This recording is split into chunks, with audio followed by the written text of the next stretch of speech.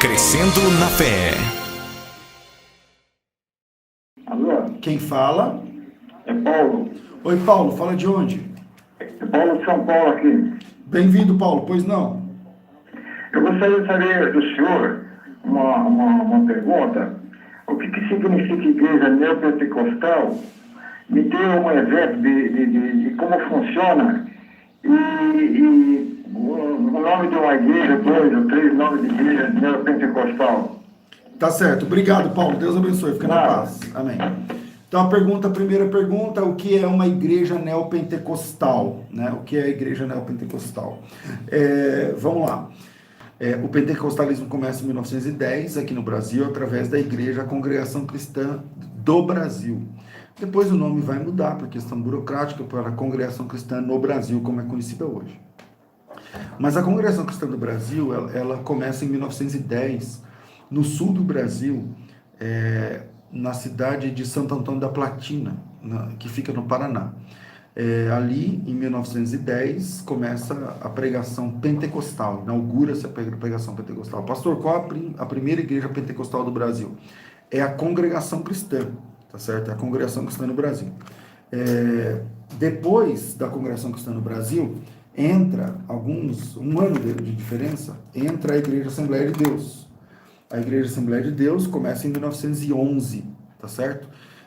Através de 2 missionários suecos, mas eles vêm para o Brasil através dos Estados Unidos, chamado Daniel Berg e Gunnar Wingre. Eles entram no Brasil pelo norte, ao contrário do fundador da Igreja Congregação Cristã do Brasil, que é o irmão Luiz de Francescon, que é um italiano, mas que também chega aqui através dos Estados Unidos. Eles estavam trabalhando nos Estados Unidos, foram avivados ali no avivamento da Rua Azusa e vieram para o Brasil. Um em 1910, o irmão Luiz de Francescon, fundador da Igreja Congregação Cristã no Brasil, e outros 2 irmãos suecos que vieram também via Estados Unidos, lá no norte, em Belém do Pará, fundadores da Igreja Missão de Fé Apostólica, que depois vai virar o nome que vai virar é a Assembleia de Deus. Então esse é o pentecostalismo clássico. Como que nós diferenciamos o pentecostalismo clássico? Através das ênfases, né? Então a ênfase do pentecostalismo clássico é o falar em línguas, como evidência do batismo com o Espírito Santo, né? Tanto uma quanto outra denominação creem assim, e também algumas características, por exemplo, canto congregacional através de um caderno de louvores, que um chama de inário, outro chama de harpa. As doutrinas também, uma questão forte dos usos e costumes, né? O homem não pode usar bermuda, a mulher não pode usar calça comprida. As 2 igrejas dividiam essas convicções. Televisão, né? Crente não pode ter televisão, tal, tudo mais, enfim. Modernidades, rádio, por exemplo, era contra o rádio também, tal, no começo. Isso em 1910, 1911, até, enfim. A segunda fase do pentecostalismo, ainda pentecostalismo, Paulo, não neopentecostalismo, vou chegar lá se Deus quiser. A segunda fase do pentecostalismo começa na década de 40, final da década de 30, década de 40, com algumas igrejas pentecostais que vieram também dos Estados Unidos. Você pega, por exemplo, a Igreja da Cruzada, que é fundada por Aimee Semple McPherson, lá nos Estados Unidos, lá em Los Angeles, Califórnia. A igreja, que o nome que vai ficar famoso depois é a Igreja do Evangelho Quadrangular, né? Que ela também é pentecostal, quer dizer, também fala em línguas, porém é uma outra ênfase. A ênfase não é exatamente no falar em línguas, mas a ênfase nas curas, né? Quem conhece a história da Quadrangular, o movimento de tendas, né? Cruzadas evangelísticas, montava tipo uma espécie de circo, para vocês terem uma ideia, uma tenda gigantesca, redonda e tal, e ali aconteciam as cruzadas evangélicas, né? Então ficava 70 dias de culto num lugar, tantos dias em tal lugar, e era meio móvel esse negócio e tal, e aí começou a cruzada estudantil, né? Muitos jovens começaram a vir para esse movimento, cuja ênfase nessa segunda fase deixa de ser o falar em línguas, quer dizer, o pessoal fala em línguas, mas a ênfase não é essa. A ênfase é mais nas curas e no evangelismo pessoal, nas cruzadas, expulsão de demônios, né, também, orações, né, em público e tal, tudo mais. Diferente da Assembleia de Deus da Congregação Cristã. Essa é a segunda fase. A segunda fase também é marcada por algumas igrejas que vão se pentecostalizando nesse período, década de 40, 50. Aí nasce, por exemplo, a igreja O Brasil para Cristo. Aí, década de 60, começa, por exemplo, a igreja, década de 50, nasce, por exemplo, algumas igrejas que vão se pentecostalizando, Igreja Batista do Calvário, algumas igrejas assim, e algumas igrejas que são 100% nacionais, né, vamos assim dizer, que é o caso do Brasil para Cristo, uma igreja fundada por um brasileiro, diferente da Quadrangular, diferente da Assembleia de Deus, diferente da congregação dessas igrejas de matriz pentecostal que eu estou falando até agora. Então, na década de 40, 50, começam igrejas 100% nacionais, pentecostais e nacionais, como, por exemplo, a Igreja Maravilhas de Jesus, Igreja Maravilhas de Jesus do pastor saudoso, pastor conheci, pastor Leonel Silva, né? De onde, nessa igreja, Maravilhas de Jesus, onde se converte, por exemplo, o missionário Davi Miranda, e começa lá, alguns anos depois, já estou na década de 60 agora, começa o trabalho da igreja pentecostal Deus é Amor, né? Então são algumas igrejas brasileiras, 100% nacionais, mas pentecostais, tá? Cuja ênfase sempre vai ser, não exatamente só no falar em línguas, mas agora nas curas e expulsão de demônios e tudo mais. Esse é o trabalho dessas igrejas, nessa segunda fase, né? Ainda tem o canto congregacional, mas não exatamente um louvor, um caderno de louvores, né? O Brasil para Cristo, pode ser da harpa, pode ser do cantor cristão, não tem tanto problema. Aí entra a terceira fase do pentecostalismo, na década de... Na verdade, o fundador, né, o precursor do neopentecostalismo no Brasil é um americano também, Robert McAllister. A convite da Igreja Assembleia de Deus, ele esteve a primeira vez aqui no Brasil.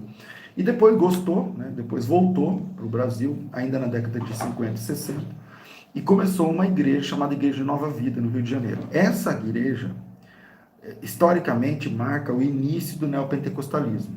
Né? É uma igreja diferente das outras, na época, estou falando, tá? Eu estou falando da época, eu estou falando da década de 70, agora, 60, 70. Uma igreja diferente das outras. Em que sentido? Uma igreja de carpete, que era uma coisa que não existia, né?